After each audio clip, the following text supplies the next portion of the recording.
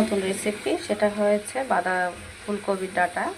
তো যেহেতু আমি ফুলকপি রান্না করার জন্য নিয়েছি, ডাঁটাগুলোকে আমি ব্লেন্ড করে নিয়েছি ভাজি করার জন্য, আর তার সাথে কয়টা আলু দিয়েছি কারণ ভাজিটা আরও টেস্ট হবে এজন্য।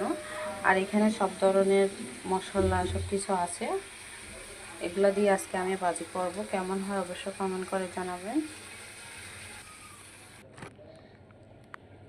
তো আমি সেম প্যানে তেল দিয়ে দিতেছি, কারণ যেহেতু আমি একটার পর একটা রান্না করতেছি তার জন্য আমি প্যানটা কিন্তু ধুইতেছি না। কারণ এই কবুতর রান্না নামিয়ে ফেলেছি, এই জন্য এখন আমি আবার ফুলকপির ডাঁটাগুলো আলু দিয়ে ভাজি করব আর সব ধরনের মশলা দিয়ে ভাজি করব। দেশি রসুন কুচি এবং পেঁয়াজ দিয়ে দিয়েছি, আর এখানে বাটা মশলাগুলো দিয়ে আজকে ফুলকপির ডাঁটা এবং আলু দিয়ে ভাজিটা করবো। আপনাদের কাছে কেমন লাগে অবশ্যই জানাবেন। বাটাগুলো দিয়ে দিব, ফুলকপির ডাঁটা এবং আলু বাটা দিয়ে দিয়েছি, ব্লেন্ড করে নিয়েছি। অবশ্য আপনাদের ব্লেন্ড না থাকলে শিলপাটা বেটে দিতে পারেন সিদ্ধ করে। তো এখানে আমি কিছু মশলা অ্যাড করতেছি, আপনাদের সাথে শেয়ার করতেছি। এখানে লবণ, হলুদ, লাল মরিচের গুঁড়া দিয়ে দিব, সব ধরনের বাটা মশলা দিয়ে আজকে ভাজিটা করব। এটা যা দারুণ হয় আপনারা না খেলে বুঝতে পারবেন না।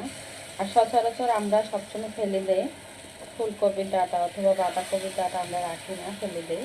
তো এগুলো যে এত সুন্দর সুন্দর রেসিপি করা যায়, এগুলো দিয়ে অনেক ফুলকপির ডাঁটা দিয়ে অনেক দারুণ দারুণ রেসিপি বানানো যায়, ভর্তার আইটেম করা যায়, সেটা আপনারা না খেলে বুঝতে পারবেন না।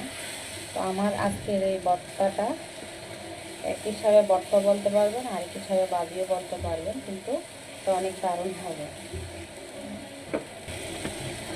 তো আমি ঢাকনা দিয়ে রেখে দিব ভালো করে সিদ্ধ হওয়ার জন্য।